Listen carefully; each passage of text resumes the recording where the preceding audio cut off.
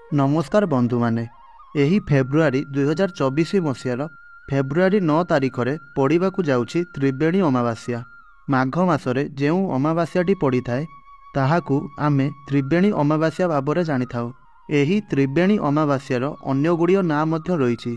एहाकू माघ अमावास्या बोली मध्य कुआजाए, माघी अमावास्या बोली मध्य कुआजाए, मौनी अमावास्या एवं बिरजा अमावास्या भाबरे मध्य एही अमावास्याटी नामित अटे।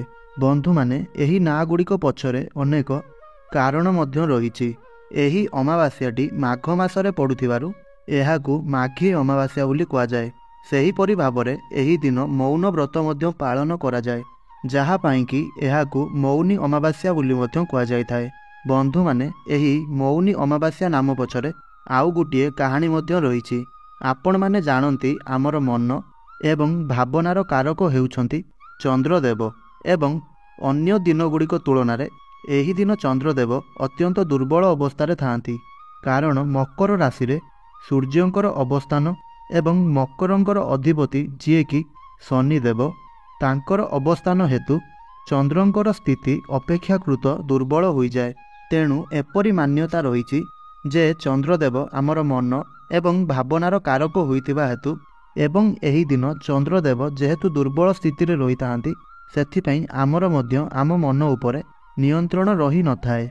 सेथिपई आम मध्यरे एही भावना शक्ति एवं विचार शक्ति एवं प्राण शक्ति को वृद्धि करिबा पई जदि आमे एही दिन मौन व्रत पालन करिथाउ तेबे आमको एहार शुभ परिणाम प्राप्त होइताए। एहा व्यतीत आपण एही अमावास्या दिन जदि तीर्थ स्थान को भ्रमण करती, तीर्थ जल रे स्नान करती, दान धर्म यज्ञ एवं पूजा पाठ भली धर्म कार्य करती तेबे आपणको अनेक पुण्यफल प्राप्ति होइताए। एही दिन साधु संत माने त्रिवेणी संगम ठारे त्रिवेणी स्नान मध्य करिथांती। माना जाए जे एही अमावास्या दिन देवता माने एवं आमर पितृपुरुष माने प्रयाग राजरे स्नान करने आसीथांती एवं एपरी परिस्थिति रे जो व्यक्ति माने ब्रह्म मुहूर्त गंगा नदी रे स्नान करिथांती सेमानंकु उत्तम स्वास्थ्य सहित दीर्घायु मध्य प्राप्त होइथाए। तेबे बंधु माने सबु व्यक्तिंको पाई गंगा नदी रे जाई स्नान करिबा संभव नुहे। एही परी परिस्थिति रे आपण निजर घरे स्नान करुथिबा जल रे अल्प किछि गंगा जल मिसाई स्नान करिबा द्वारा मध्य आपणंकु सेही समान प्रकारर फल प्राप्ति होइथाए। तेबे एही त्रिवेणी अमावास्या दिन एही तीनोटी लवंगर करिनियंतु गोटिए महा उपाय। जीवनर समस्त कष्टरु तुरंत मिलजिवो मुक्ति।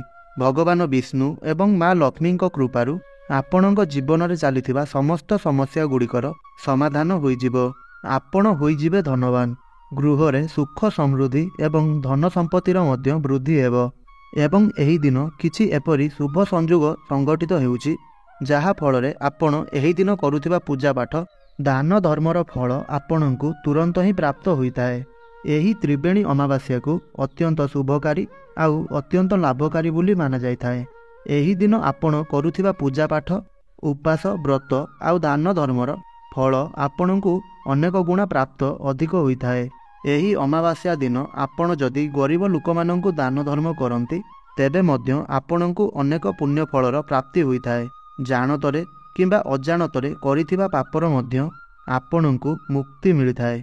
एही अमावास्या दिन जदि आपण पूजार्चना और दान धर्म करती तेबे आपणको पितृपुरुषंकर आशीर्वाद मध्य प्राप्त होइथाए एवं आपणक पितृपुरुषंकु मध्य मोक्ष प्राप्ति होइथाए।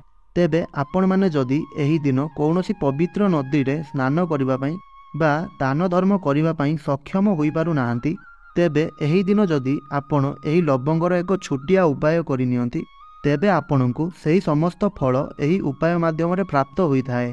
आपणक जीवन रे केबे भी धनर अभाव हेबो नाही। आपणको माँ लक्ष्मी एवं भगवान विष्णुंकर विशेष कृपा प्राप्ति हेबो। माँ लक्ष्मी कृपारु आपणक गृह को धनर आगमन हेबो। आपणकर भाग्य चमकिबाकु लागिबो। आपण जेउ कार्य रे हाथ देबे सेही समस्त कार्य रे आपणको सफलता प्राप्ति हेबो। बंधु माने आपण माने निश्चय भाबुथिबे एही साधारण लवंगर उपाय द्वारा आपणको किपरि माँ लक्ष्मी एवं भगवान विष्णुंकर आशीर्वाद प्राप्त होई पारिबो। तेबे बंधु माने आपण माने जानि रखिबा उचित जे एही लवंगटी देवादेवी मानंकर अत्यंत प्रिय होइथाए। विशेष करी माँ लक्ष्मी एवं भगवान विष्णुंकर एही लवंगटी अत्यंत प्रिय होइथाए। जदि आपण भगवान विष्णुंकर पूजारे एही लवंगर उपयोग करती तेबे सही पूजाटी तत्क्षणात् सिद्ध हो जाए। तेबे आपण एही अमावास्या तिथि रे जदि एही तीनोटी लवंगर एही साधारण उपायटी को आपण करनियंती जहाँ आजिर एही वीडियो रे मु आपणको कहबाकू जाउछि, तेबे संपूर्ण वर्षटी रे आपणकर भाग्य चमकी उठिबो। संपूर्ण वर्षटी आपणक धनर अभाव हेब नाही। सेथिपाई भिडियोटी को स्किप न करी शेष पर्यंत निश्चय देखंतु। भक्ति एवं श्रद्धार सहित कमेंट बॉक्स रे जय श्री विष्णु जय माँ लक्ष्मी निश्चय लिखंतु एवं भिडियोटी को लाइक करी चैनलटी को सब्सक्राइब निश्चय कर दियंतु। प्रथम उपायटी हेउछि शुक्र ग्रह को मजबूत बनाइबार महा उपाय। शुक्र हेउछंती धन एवं ऐश्वर्यर कारक ग्रह। बंधु माने जो व्यक्ति मानक कुंडली रे शुक्र ग्रह मजबूत स्थिति रे थांती सेमाने धनजनित मामलारे केबे भी क्षतिर सामना करि नथांती। सेमाने जदि एही धनजनित मामलारे भूल निष्पत्ति भी नहीं थांती सेथिरे भी सेमानंकु लाभ प्राप्त होइथाए। सेमानंकु निजर जीवन रे प्रत्येक क्षेत्र रे सफलता लाभ हेबा सहित सेमाने जीवन रे अनेक धन मध्य अर्जन करिथांती। मात्र जो व्यक्ति मानक कुंडली रे शुक्र ग्रह भल स्थिति रे नथांती सेमानंकु जीवन रे अनेक गुड़िए बाधा विघ्नर सम्मुखीन हेबाकू पड़िथाए। एहा सहित धनजनित मामलारे सेमानंकु सर्वदा क्षतिर सामना मध्य करिबाकू पड़िथाए। तेणु शुक्र ग्रह जो व्यक्तिर साथ देइथांती सही व्यक्ति निश्चय भावरे एक धनी एवं सफल व्यक्ति भावरे समाज रे प्रतिष्ठित होइथाए। तेबे आपण जदि मध्य चाहुछंती आपणको कुंडली रे शुक्र ग्रह मजबूत स्थिति को आसंतु एवं आपणको शुभ फल प्राप्ति हेउ, तेबे आपण एही 9 फेब्रुआरी दिन राति रे आपण एक पित्तलर पात्र नियंतु एवं सही पात्र रे आपण 3टी लवंग रखि दियंतु।